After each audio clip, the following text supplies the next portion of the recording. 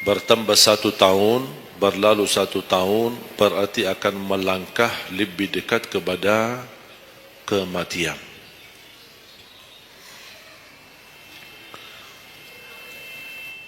Sebenarnya bukan berapa usia kita, tapi apa isi usia kita. Isinya apa? Dan sebagaimana Rasulullah SAW menjelaskan di hadis yang sahih, di hari kiamat tidak akan tergeser kaki seorang sampai ditanya oleh Allah 4 pertanyaan. Berarti kita akan menghadapi 7 pertanyaan. 3 di kuburan, menghadap munkar nakir, man rabbuka, ma dinuka, man nabiyuka. Yang tersisa 4 nanti di hari kiamat, sebelum dimulai hisab, sebelum tergeser kaki kita ke surga maupun ke neraka, ditanya oleh Allah Subhanahu wa taala 4 pertanyaan. Yang pertama, lan tazula qadama 'abdin yaumal qiyamah hatta yus'ala an 4. Tidak akan tergeser kaki seorang di hari kiamat sampai ditanya oleh Allah SWT 4 pertanyaan. Yang pertama, an umurihi fima afnah. Umurnya apa yang kamu lakukan. Allah tidak akan tanya berapa usiamu, tapi apa yang kamu isi dalam usiamu. 60, 70, 100 tahun, kurang, lebih, Allah tidak berdulikan berapa usia kita. Bahkan banyak para sahabat ketika ditanya usiamu berapa, dia menjawab usia saya 10 tahun. Padahal sudah tua, sudah di atas 50, ada yang di atas 40. Tapi kenapa begitu ditanya soal umurnya dia menjawab 10 tahun? Ternyata mereka menghitungkan usia yang sebenarnya adalah usia yang terisi taat. Masa jahiliyah, sebelum datangnya Islam, mereka menganggap itu semua usianya sia-sia.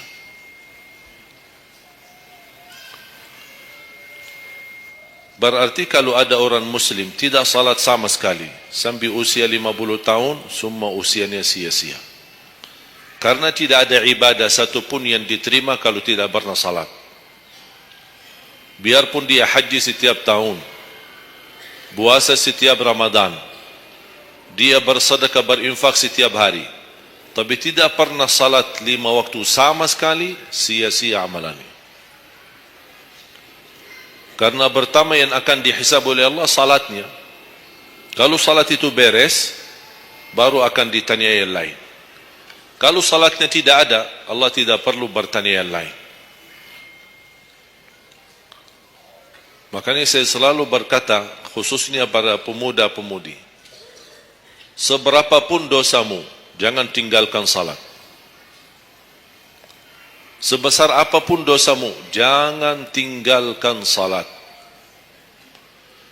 Karena salat itu ibadah yang langsung menyambungkan kita sama Allah. Tali hubungan kita sama Allah. Kalau tali hubungan kita sama Allah terputus, tidak ada tali yang bisa sambung lagi. Dan selama anda menjaga salat, berarti masih ada harapan masuk dalam golongan yang akan diampuni Allah. Ada ampunan, ada harapan ampunan.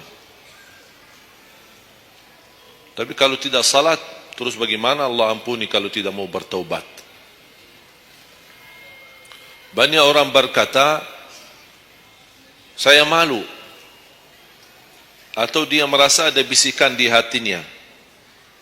Buat apa lo salat? Ngapain? Perilaku kamu aja tidak benar.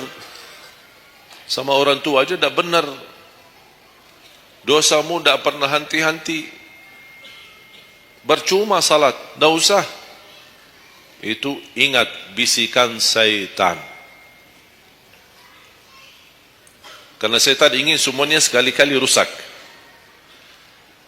Kalau berbakti baik belum sempurna, masih banyak dosa maksiat, banyak kerusakan yang lain, tapi masih terjaga salatnya, ada harapan diampuni dosanya. Jangan sampai syaitan berhasil menggoda kita sekalian tidak salat. Oh, sudah hancur, sudah rusak yang lain, ditambah lagi parah, tinggalkan salat. Atau ada orang taubat, selama dia tidak salat, lancar, beres, aman, tidak ada apa-apa. Begitu dia taubat, dia merasa sedih, menyesal, dia mulai menjaga salatnya. Hilang motornya, kehilangan kerjaannya, diuji sama Allah SWT dalam rumah tangganya. Setan datang, coba, kamu ada dulu biasa-biasa aja, tidak pernah ada ujian. Begitu anda mulai salat, ada ujian. Ngapain? Udah berhenti aja salat, nanti kembali beres. Berhenti salat.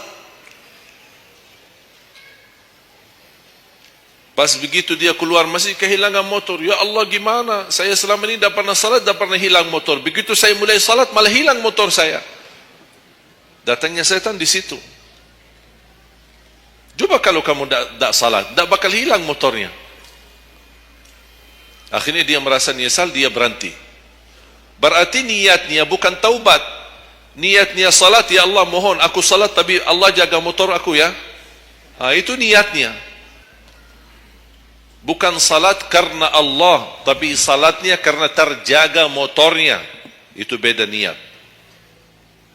Berarti ketika kita berlaku ibadah, melakukan sesuatu ibadah, tapi ada ujian yang masuk, jangan anda salahkan ibadahnya, tapi salahkan niatmu. Ada apa dalam niatmu? Pasti ada salah niat.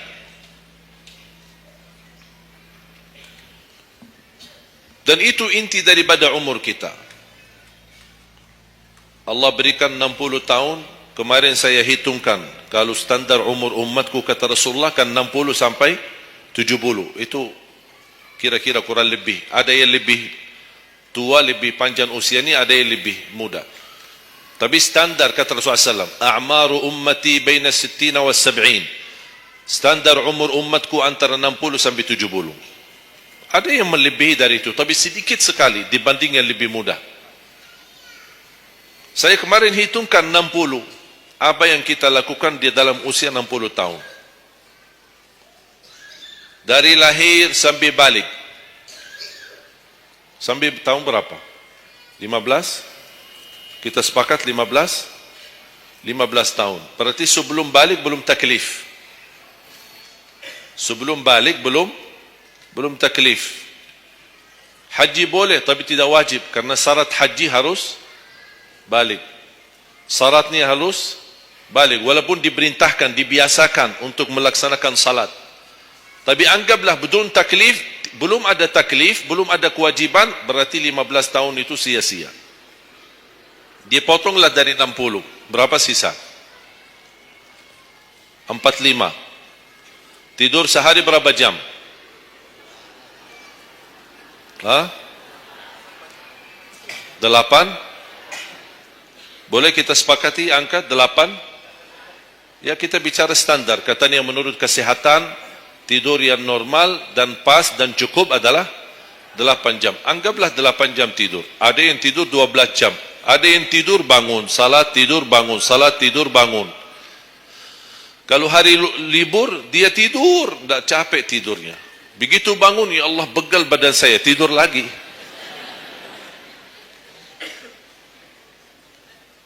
Saya hitungkan 8 jam. 8 jam dalam sehari berapa kalau dibagi? Dalam sehari. Sehari berapa jam? 24 jam. 8 bagiannya berapa jadinya? Sepertiga. Sepertiga sehari tidur. Sepertiga 60 tahun berapa? 20. 20 tahun ngapain? Tidur. 20 tahun cuman kerjaannya tidur. Mulai dari 8 jam.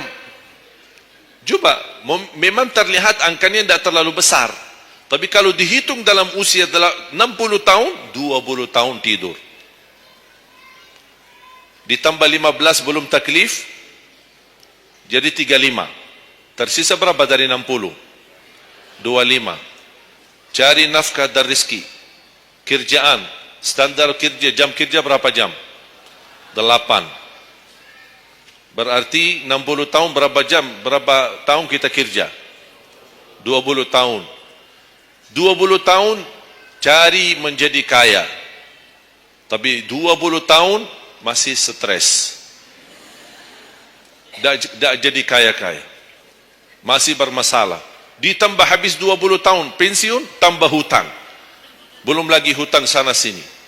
Sekarang semua serba hutang. Dan yang aku heran, kenapa orang Indonesia suka berhutang? Ada masalah sedikit hutang. Sekarang HP cicilan, bagus-bagus. Begitu saya kemarin diajak sama teman foto, saya lihat HP ini, Masya Allah HP yang terbaru ini. Maaf Pak, cicilan. Jadi jangan ditipu, jangan tertipu ketika anda melihat handphone baru sama orang, langsung anda baik sangka, barangkali cicilan. Tak ada yang sanggup cash. Cash itu 12 juta sampai ada 15 juta. Bawa mobil yang mewah, cicilan. Begitu pindah rumah, cicilan. Jalan-jalan besok juga nikah, cicilan. Semua serba cicilan. Dan terpengaruhi dengan promo sana ini, ada ini, non persen, non ini, apa, sini beli satu, dapat satu. Dan semua serba hutang. Tanpa kita sadar, tidak sadar, memang mudah kita awal-awalnya berhutang, tapi begitu sudah jatuh tagihannya, pusing. Memang hutang ini bikin aku stres. Ada orang minta sama saya amalan. Ada enggak amalannya supaya saya bisa mengatasi masalah hutang ini? Saya bilang mudah amalannya, jangan berhutang lagi. Mudah. Sudah selesai.